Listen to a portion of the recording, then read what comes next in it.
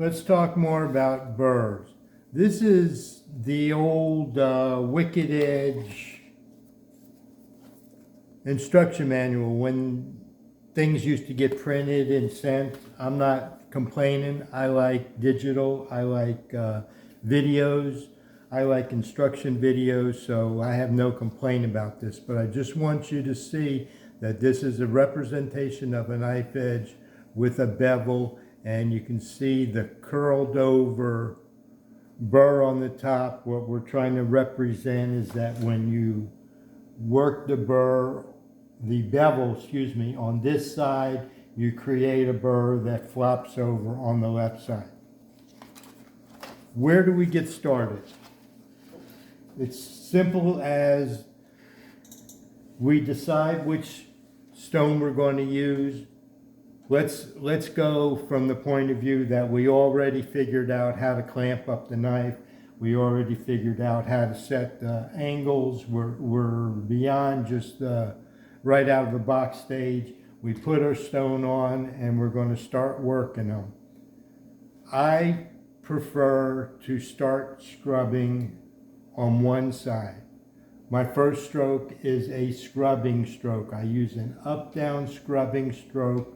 I start in an organized fashion. I start on one point on the knife. I usually work heel to tip. I work a knife in portions, and I work a small portion at a time. Then, just to let you see, then I go to the other side and do the same thing on the other side. Then I come back to this side and do the same thing. Everything that I work strokes that either work from the heel to the tip. I work part of it and I overlap it. I work part of it on the other side. Everything that I do on one side, I attempt to do on the other side similarly, equally, so that the amount of effort and time that I put on this side, I balance it with that side. Now, some people say, should we count strokes? Some people say, do 100 strokes on the first side while you're scrubbing with your right side, 100 grit stone. Then do 100. If that's what you want to do, is count. Counting, let me make this very clear. Counting is a very viable, effective sharpening technique. It allows you to keep track of your effort on one side and balance it on the other side by counting your strokes. It's an organization skill to keep your work balanced.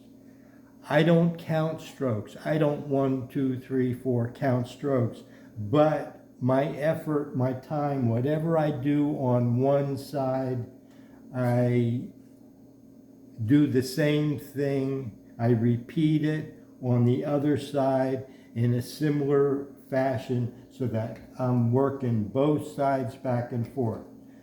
Now, what does that do for the burr? First of all, let me make this clear. I do not work one side and produce a burr on a knife on one side and know and feel it. You can feel that burr flopping over. You can catch it with the tip of your nail. You can use a Q-tip. You can use a tissue. However you want to use to double check your burr. A finger is fine, but I don't work one side first and then go and work the other side. And we're going to come back to that because that's a whole different conversation or a whole additional conversation. But whatever I do, however you want to do it, if you want to count it, you want to put a timer on it, whatever you want to do, I work one side, then the other side. I work knives in portions. I work part of the knife, then work the same part on the other side. Then I overlap and work the next part of the knife, then go to the back side and work the next part of the knife, and then work forward. And by the time I'm done, that burr, I start to produce it on the right side and it starts to show up on the left side. Then I go to the left side and it starts to show up, and I work it in portions back and forth until I cover the whole blade, and go back and forth until I have produced a burr on both sides.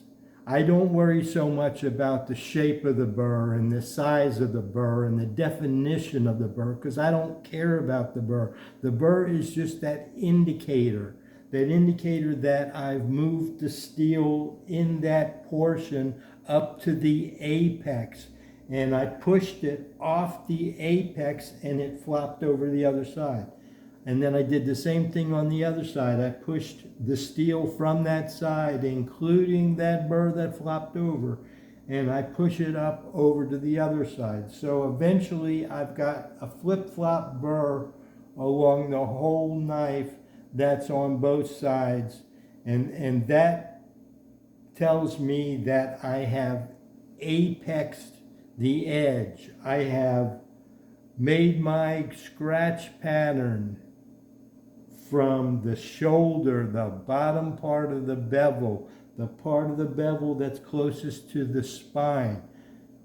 From that bottom part of the bevel to the tip, my scratch pattern, however stroke I choose to use, my scratch pattern is, what's the word I'm looking for? Continuous. I have a continuous scratch pattern from the shoulder to the tip on both sides that has showed me with my beginning grit, I have gotten my burr lined up and I am making physical contact with the steel that I'm trying to work to create my sharpened knife. The burr is that physical proof, that manifestation that I'm doing what I'm trying to do. Some of you say, I only produce the burr the first time, and then when I go to the next grit, I don't produce a burr, and that saves me steel. And I hear what you're saying. I understand the English, but I don't really understand it, because in my sharpening style, from my point of view, when I work the sides and I move steel, I produce a burr. It's the physical manifestation of the work I'm doing. I don't know how to sharpen the knife and move the steel all across the length of the edge on both sides and not produce a burr. I've read on the forum and Facebook groups and had people make those comments that they only produce a burr the first time, and then they don't produce a burr anymore because they don't want to waste the steel. I don't know how to do my sharpening routine, my technique, the way I sharpen knives. I don't know how to do it without producing a burr.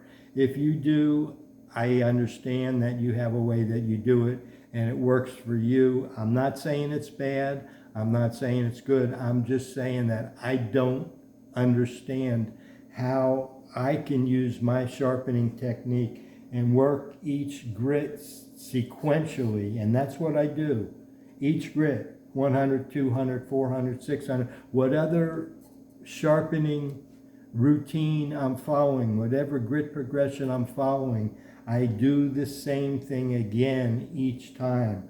I draw a burr with the beginning grit, and then I remove the burr, I get my edge even, I feel that I've apexed my edge, I'm sharp, and then I go on to my next grit and I do the same thing. And I do this sequentially through the grits all the way through to the end, that I do my stonework in the same fashion each and every grit, which does, by the nature of my technique, it does draw a burr each and every grit.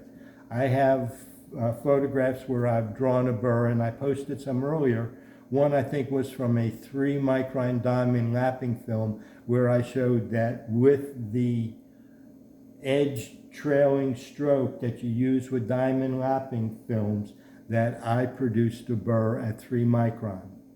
And I've seen burrs down to 1.5 micron with the diamond lapping film. It's very fine, it's just a faint reflection, but still it's a burr, and it makes sense if you're moving steel, even if you're finishing it with the finest grits, if you're moving steel and you're going in that edge trailing fashion, it's got to go off the edge and it's got to go somewhere, and there's going to be a burr, and it's up to us to decide what to do with the burr, how to use it, or how to remove it to get the most out of our edge.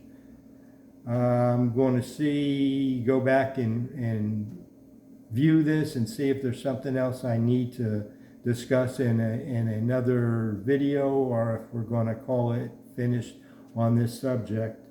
We have another aspect of this that needs to be discussed. Ed Kenny and I were talking about this last week or the week before, and it's important, and I'm going to come back with another video to follow up. Thanks.